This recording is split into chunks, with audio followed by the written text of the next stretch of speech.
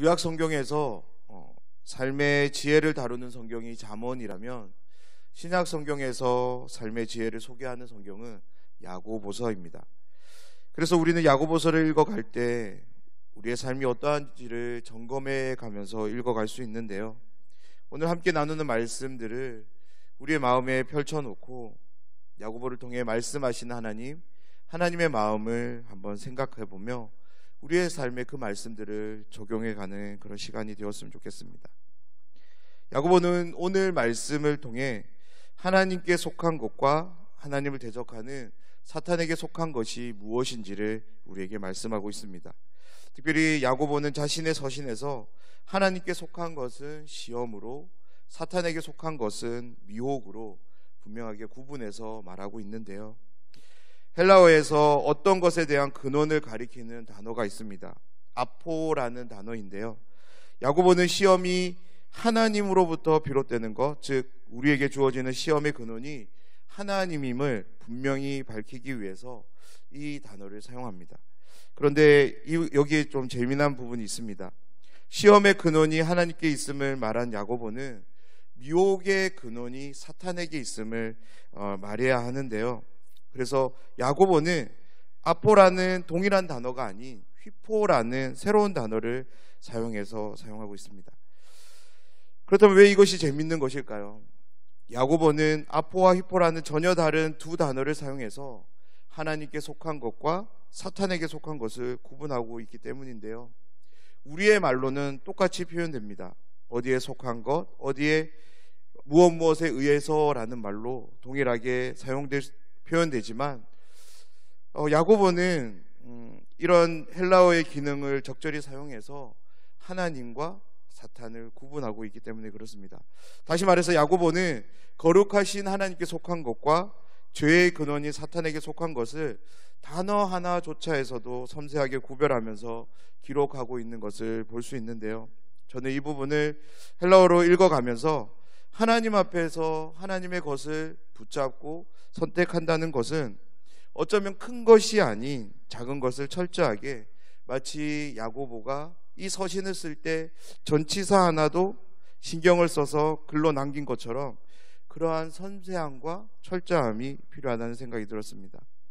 사랑하는 여러분, 우리의 삶에서 하나님의 것이 무엇인지를 분별하고 그것을 선택해서 붙잡기 위해서 우리의 신앙에 정말 사소한 것들부터 타협하지 않는 그런 신앙이 필요할 줄 믿습니다.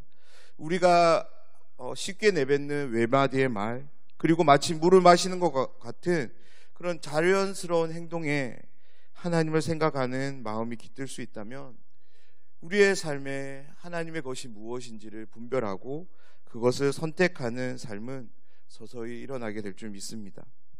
오늘 본문의 첫 부분인 12절은 마태복음의 산상수훈의 그 팔복의 구조를 생각하게 되는 말씀인데요. 야고보는 너무나도 확신에 찬 말로 이렇게 선언합니다. 시험을 잡는 자는 복이 있나니. 그리고 그 이유에 대한 부분이 이어지는데요. 왜냐하면 시험을 견디어낸 자에게 보상이 주어지기 때문입니다. 그 보상은 다름 아닌 하나님께서 자기를 사랑하는 자들에게 약속하신 생명의 면류관으로 소개하고 있습니다. 시험을 이긴 자에게 생명의 면류관이 주어질 것이기 때문에 야고보는 복되도다라고 선언하고 있습니다. 사랑하는 여러분, 그렇다면 여기서 야고보가 말하는 생명의 면류관은 무엇일까요? 한글 성경에는 생명의 면류관으로 기록되어 있지만 이 서신이 기록된 헬라어를 직역해 보면 생명인 면류관으로 우리는 번역할 수 있습니다. 이러한 표현을 이제 설명적 소유격이라고 하는데요. 야고보는 시험을 견딘 자에게 주어지는 보상이 면류관인데 그 면류관은 다름 아닌 생명이 될 것이라고 합니다. 하나님이 내리시는 시험을 견딤으로써 받게 되는 면류관, 다시 말해서 생명은 하나님과의 관계를 지속해 가는 데 있어서 반드시 필요한 힘입니다. 아니, 근원이 됩니다. 시험을 견뎌본 사람은 그 견딤을 통해서 얻게 되는 그 보상이 왜 생명이 되는지를 아는데요. 왜냐하면 우리가 생명이라고 하는 것은 살아있는 것입니다. 그 살아있음이 있을 때 우리는 그것에 대해서 생명이라고 말하는데요. 우리가 하나님 앞에서 지속적으로 성숙을 향해 나아가기 위해서 우리에게 필요한 것이 있다면 생명입니다. 또다시 주어지는 시험 앞에서도 낙심이 아닌 기쁨으로, 회피가 아닌 감당으로 나아가기 위해서 우리에게 필요한 것이 있다면 그것은 바로 생명입니다. 우리가 생명이 있을 때 우리는 성숙으로 나아갈 수 있는 힘을 얻게 되고요, 우리에게 생명이 있을 때 우리는 낙심이 아닌 기쁨으로 그 시험을 감당해낼 수 있기 때문입니다. 계속해서 야고보는 사탄의 미혹과 관련해서 흩어져 있는 12지파에게 두 가지 사실을 전하는데요.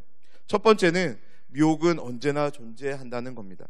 이 글이 오늘 본문에 정확하게 표현되지는 않지만 하나님의 시험이 우리를 향하는 것을 통해서 사탄의 미혹을 이야기하고 있기 때문에 사탄의 미혹 역시도 늘 우리의 삶에 향한다는 것입니다. 그리고 두 번째로 미혹은 반드시 일정한 수순을 밟게 된다는 겁니다.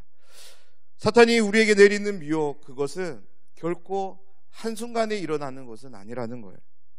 하나님이 내리시는 시험도 우리의 일상에서 언제나 열려 있는 것처럼 사탄의 미혹도 우리의 삶에 늘 열려져 있고요, 하나님의 시험도 우리의 삶 속에 단계를 통해서 주어지는 것처럼 사탄의 미혹에도 단계가 있다는 겁니다. 14절에 사용된 이 미혹이라는 말은 페이라조라는 단어인데요, 이 단어는 재미있게 낚시와 관련된 용어입니다.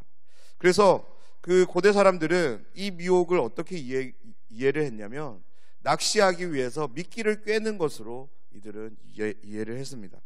사랑하는 여러분, 우리가 낚시를 할 때 미끼를 끼우는 단계가 없다면 제 아무리 낚시에 잔뼈가 굵은 사람이라 할지라도 물고기를 잡을 수 없을 것입니다. 물고기를 잡기 위해서 반드시 미끼를 끼는 그런 단계는 필요합니다. 예수님의 제자들은 대부분 갈릴리 바다 출신으로 어부들이었습니다.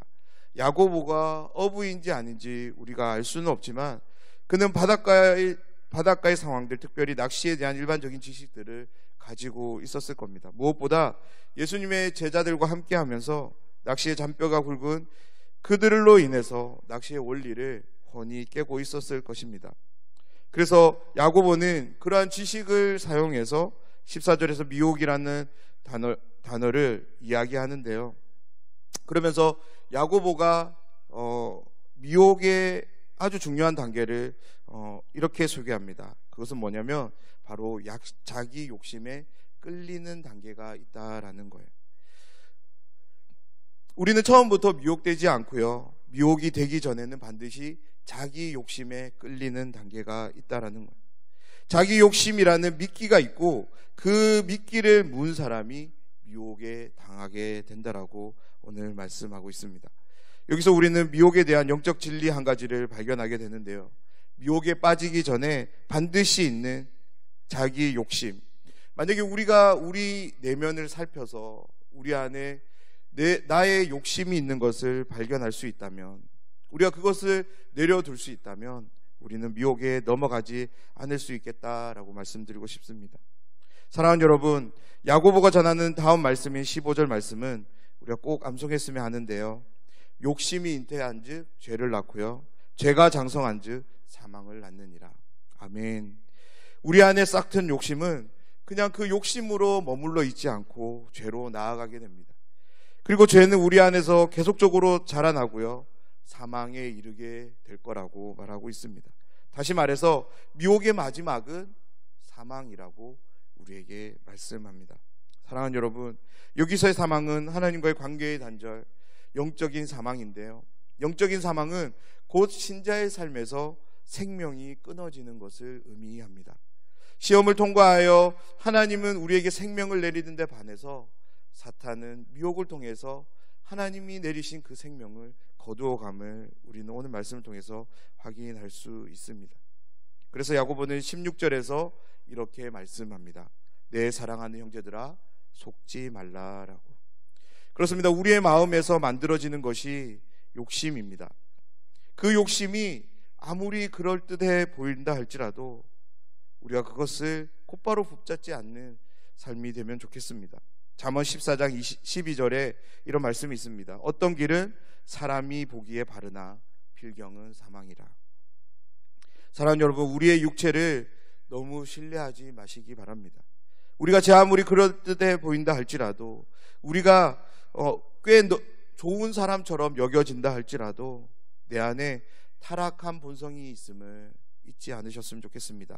그 타락한 본성은 계속해서 우리의 삶에 영향을 끼치고 계속해서 하나님의 것보다 사탄의 것을 붙잡도록 한다는 것을 잊지 마시기를 부탁드립니다. 무엇보다 우리가 붙잡아야 될 것이 있다면 내 안에 함께 하시는 성령 하나님, 그분을 우리는 의지하고 신뢰하는 삶을 살아야 할 것입니다. 마음에 어떤 마음이 품어지십니까? 그래서 그것이 정말로 멋져 보이십니까? 그래서 재빨리 그 마음을 붙잡고 행동으로 옮기고 싶으신가요? 그렇다면 그 마음을 붙잡기에 앞서서 나와 함께 하시는, 내주하시는 성령 하나님을 바라보며 기도할 수 있는 저희 모두가 되면 좋겠습니다.